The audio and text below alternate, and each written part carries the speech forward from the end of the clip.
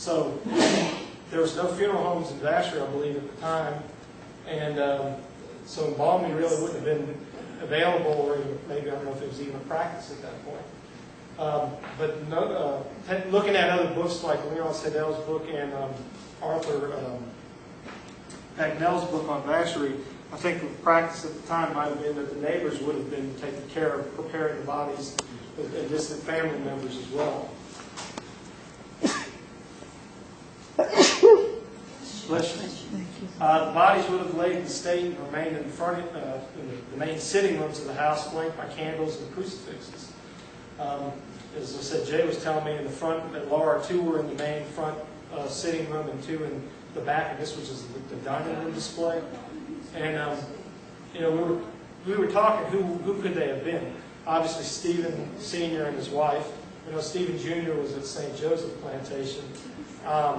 It seems like Birchman would have been at the Wagsback house just because of all the reports of him being there until he died. I don't know whether they would have moved him to put them all in one central location. The Hubble, Virginia, would have been on the way to that location, so I don't really know if her. She had sisters, and her mother and her younger brother were still at the house at the time, so there would have been plenty of family there. So that really only leaves you, of course, Florence was taken across the river. That really leaves you with Arthur Hubble and Marie Louise Trosclair as being the possibilities. And the guess, the theory there is that Arthur's and Eileen lived on the property next door in the Raymond Wagsback property. So it would have been convenient from one standpoint that they could have been there.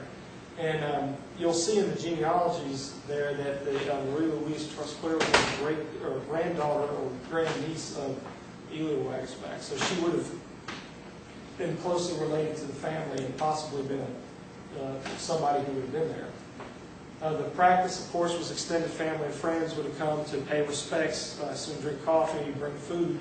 And of course, at the time, the practice was to stay up all night with an all-night vigil. So somebody or everybody, I think, was supposed to stay up with the bodies of the deceased. Well, the funeral was held the next day, the next afternoon, and it was reported that 5,000 people attended. And it was a joint service for 7 of the 8 victims. Remember, Belfour hadn't passed away yet. And there was a separate funeral for Florence. The new church really was too small for 5,000 people.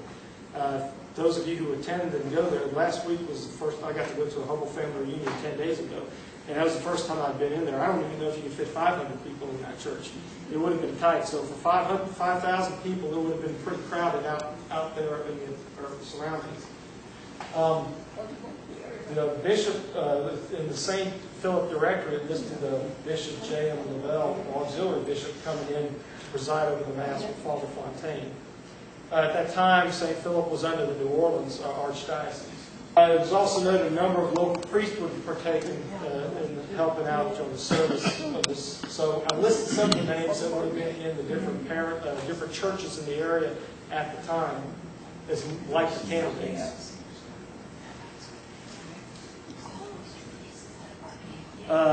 From Arthur's book, Becknell's book, River Road Moments in the 1930s, the other point he made is that after the funerals, the bodies would obviously, the whole family, and I guess at least the family, but the celebrants would all go to the graveyard and the cemetery and stay and recite the burial prayers with the priest. He said at that time, obviously, it would have been probably in French. Pallbearers would shove the coffin into the tombs, and everybody would stay as the sexton would brick up the opening and then plaster it up. So obviously nowadays, when we just leave after and wait for them to inter the bodies for the caskets, it would have been a much longer process. And so if you can think about it, there's 7 funerals of 7 people being buried. 5 of these were entombed in tombs out there in a pretty close proximity, if you're familiar with the back area. And the cemetery isn't exactly, it's a pretty good walk to get to it. So I'm assuming what happened is for them to put all these bodies in and wait through the whole process of bricking it up and all, it would have been a pretty lengthy process after a long funeral. So you can imagine in a 24-hour period, these people had gone from obviously being getting ready for the spare and joyful mode to sheer terror, then excruciating physical pains of witnessing what they did, as well as moving all the debris out of the way, then having to prepare the body, stay up all night, and go through with an afternoon funeral, and then stay on top of it. So it would have been probably the worst 24 hours of any of those folks' life. The thing that might get lost sometimes is that the tornado actually did strike a couple of other places. It did, apparently, there's reports it struck the First Baptist Church down in Magnolia area of Vacherie first. And then it also was listed in one paper as having destroyed 4 homes and some outhouses. Then the St. Philip Church, and then jumped across the river and knocked over the 2 big stacks at the Vacherie and Moore sawmill, and also raised the baseball field back there. And then I also read that they, and they might have been confused, but they said a sawmill in Garyville also got destroyed too. Some after effects, what happened then to the families? Well, Jay had pointed out from information that they had is that the Haydels, most of the children were grown at that point, so other than Hilda, who was just shy of turning 18. So they were either married or on their way out of the house anyway, which then with Flora having the younger children, they would have moved into the big house at Laura. Once again, Raymond's family had already broken off into the other property next door. Angel's son, Haydel, had moved over to the St. Joseph plantation with her 5 children, and they were from the ages of newborn to 8 years old. Eventually, from what I can gather, looking at obituaries and such, they all appeared to have settled out of the area and moved closer to New Orleans, I think maybe St. Charles area. The Hubbles had been living on the property in a house outside of Raymond's home, but Eileen and the children, also another 5 children, but much older than the Haydel children, moved into that house as well.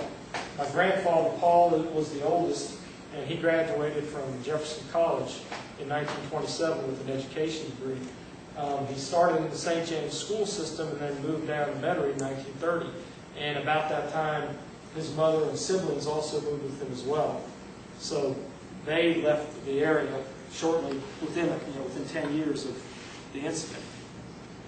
Dr. Wagesback, I think most of those Wagesback children might have stayed in the area for a time, and then I'm sure some of them have moved out of the area, like most of the folks, I guess, in Vacherie had.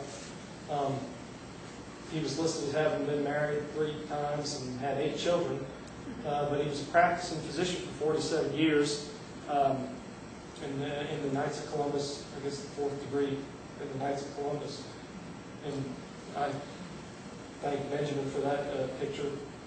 And Mershman's fiancée apparently stayed in Vacherie. I don't think she ever wed, and was a teacher. She never did. She was my teacher in school. She never married. She was engaged twice, and lost both her fiancés. Oh, really? She had 2 engagement rings, I remember. Oh. Never married. They said she was playing the piano when the tornado struck, and she never played again. Oh, okay, well. We heard that at school. Well, then there was reports of her dancing at the time, so I heard that she really wasn't dancing. So, but she probably was probably more fit. But she never married. Dr. Fernandez was originally a New Orleans native, and he resided in Edgard for about 45 years. I don't know if anybody knows about this. I was looking for information on him and came up with him listed as a delegate for the Democratic National Convention in 1944.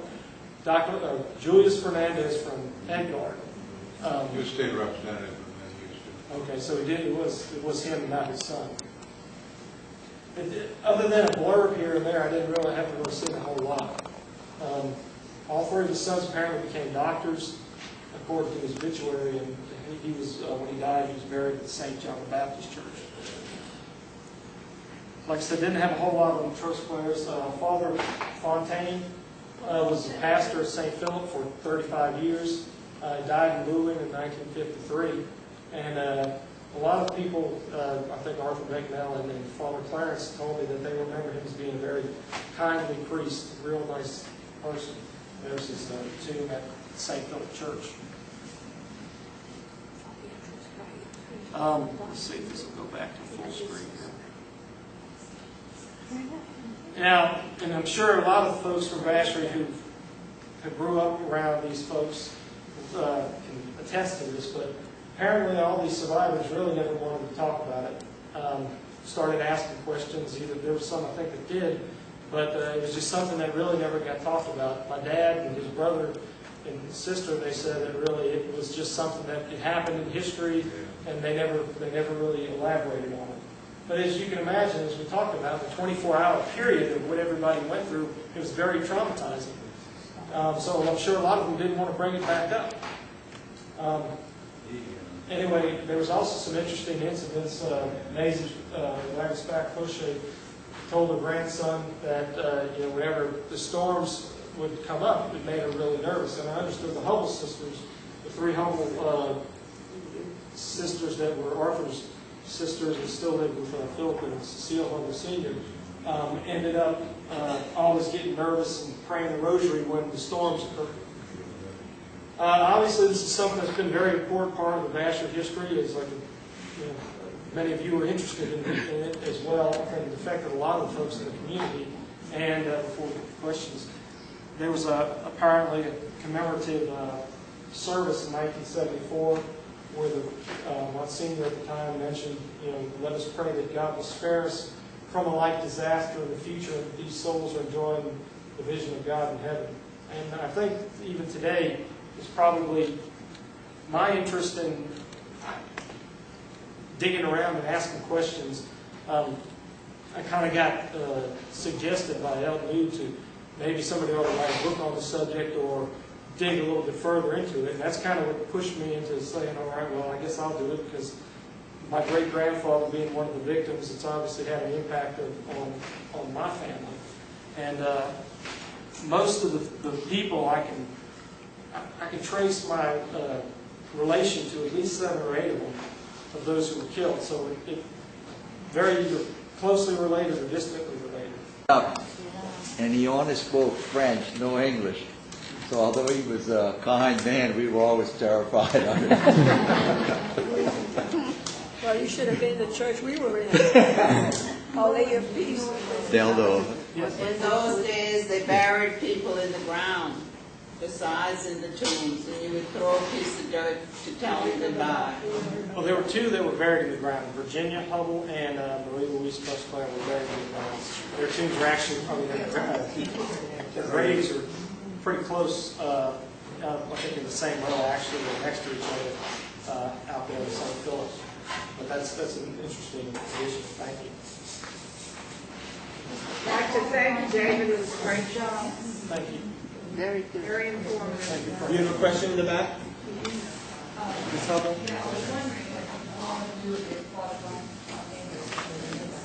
He was from France according to the information. He was from France according to the information the St. Philip's directors. He was a missionary in his early days. Okay. I think I remember reading that too. Priest before him had come from France also. Well, that's what I guess it was good. It was a good French-speaking community. So I appreciate the work that you did on that presentation. And I have a picture of Marie Louise Busclair in the coffin. Okay. It was a common thing to take a picture. She was a child about 8 years old. That's my first.